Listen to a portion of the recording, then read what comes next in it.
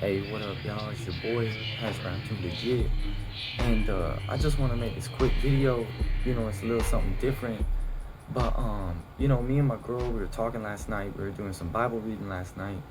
And, I read one of my favorite parables. And I thought, what a great, maybe there's somebody who hadn't heard this. Because I remember when it changed me. This is probably the parable that I can recall off the top of my head that early in my testimony, um, it changed me. So it's the parable of the prodigal son, which a lot of people know, but there might not be a lot of people who do know it.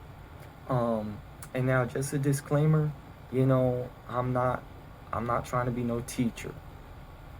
People might interpret this passage different kind of ways. All I can do is say how I read it, how I interpret it from my own experience.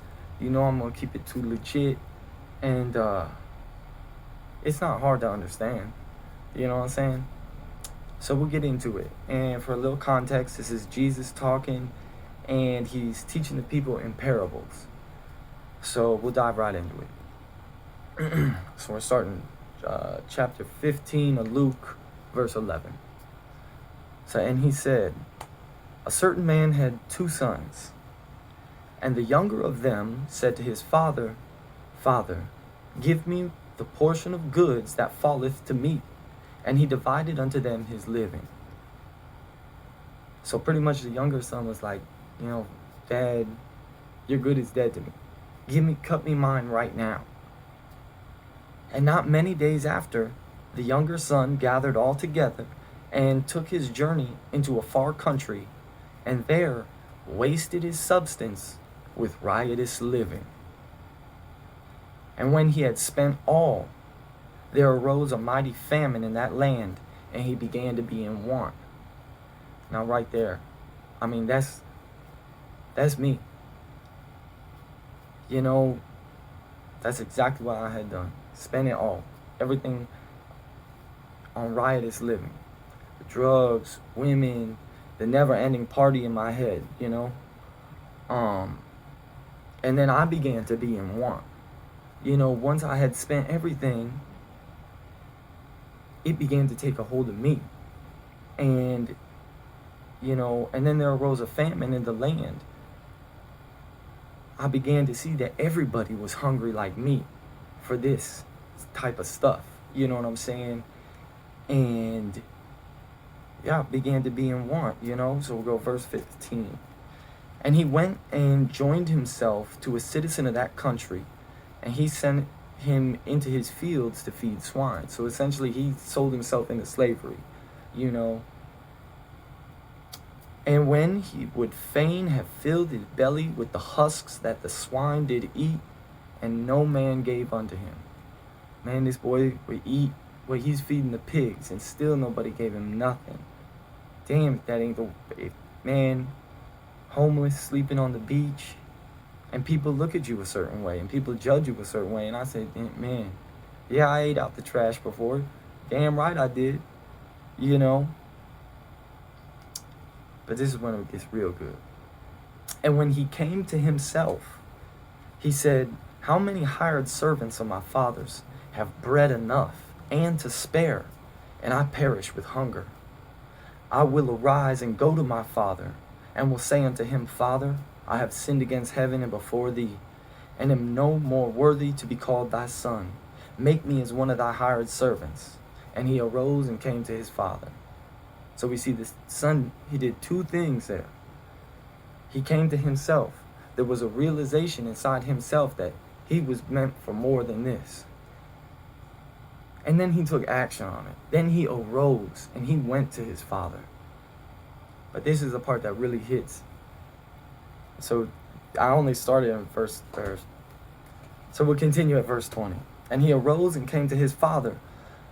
But when he was yet a great way off, his father saw him and had compassion and ran and fell on his neck and kissed him. And the son said unto the father, Father, I have sinned against heaven and in thy sight, and am no more worthy to be called thy son. But the father said to his servants, bring forth the best robe and put it on him, and put a ring on his hand and shoes on his feet.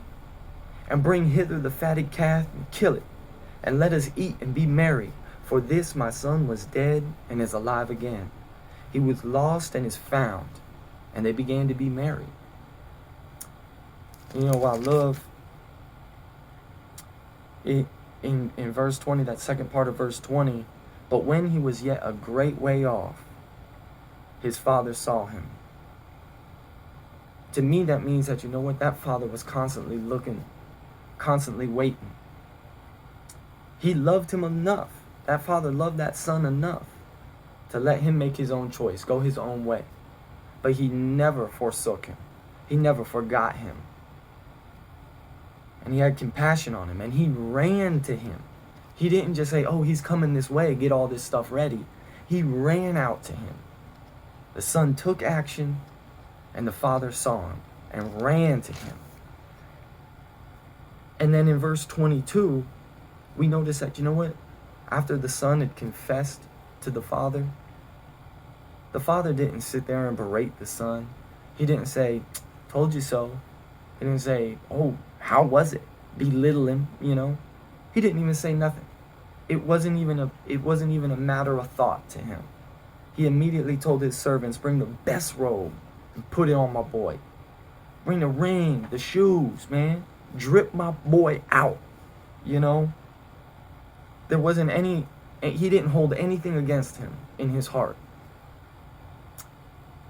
And, you know, for me, before I was really a Christian, you know, man, I was locked up. Many times I was locked up, and there ain't no really good shit to read in jail. And so I would spend my time reading the Bible. And, you know, I can remember feeling so alone. My friends didn't come see me. My parents didn't talk to me, come see me. Nothing like that. I was all alone. Felt so alone. And I didn't at that time have God in my life, to my knowledge. Because you know what? The Father was there, waiting, watching, ran to me. Once I made that choice, once I confessed that. And you know what? My sin is as far as from east is from west. You know what I'm saying? And that hit me right there. You know, I remember that hit me just like, wow. It hit me. It did. But now it continues. It continues in verse 25. Now his elder son was in the field, and he came and drew nigh to the house, and he heard music and dancing. And he called one of the servants and asked what these things meant. And he said unto him, thy brother is come, and thy father hath killed the fatted calf, because he hath received him safe and sound. And he was angry, and would not go in. Therefore his father came out, and entreated him. And he, answering, said to his father, lo, these many years do I serve thee, neither transgressed I at any time thy commandment. And yet thou never gavest me a kid, that I might make merry with my friends. But as soon as this thy son was come, which hath devoured thy living with harlots, thou hast killed for him the fatted calf. And he said unto him, son, thou art ever with me, and all that I have is thine. And it was meet that we should make merry and be glad, for this thy brother was dead and is alive again, was lost and is found. So it's a very famous parable, and there is a major lesson in the older brother. That's a different topic for a different, well, maybe we could go into it. You know, see, the way I see it is kind of like, you know, we can get accustomed to kind of our living, and we're prone to jealousy, we're prone to envy, you know, these things. But we have to remember that, you know what, man, I mean, for me, you know what, the joy of just realizing that, you know what, I am in Christ's hands, and there ain't nothing that could ever take me out of that. You know, I am ever with him. You know, all that he has is mine. You know what I'm saying? Like, but we're human, and we're prone to that. And it's a valuable lesson for us all to remember that, yeah, we might start as the younger son, but it's so easy to become that older son. And you know, when you see somebody new in the faith and they're so on fire and whatever, you know, I've heard some old Christians be like, "Oh, well, you'll settle down. You know, that fire, you know," and it's like, I understand that we go in waves and all this and that, but you know, we have to remember that we are ever with him and in his kingdom, and it's a sign of Christian maturity and just growth. You know, that joy and that peace that we have isn't taken or shaken, you know, by anything. And you know, my testimony is a big long story, you know, so that was just a little piece of it. But I just want to make that quick video for y'all. Hope y'all enjoy that. Like I said, I ain't no teacher, so please don't think that that's, you know, the way to look at it. Read it for yourself. Let the word speak to you. You know, but I just remember that was a parable that before I was really saved, that was one of the ones that I read and really kind of hit me, and I was like, you know what, there is something to this that I need to find out.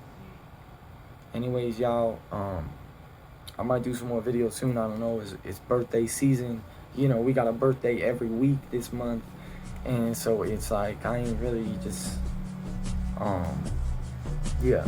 Anyways, HashBrown too legit, you know what I'm saying?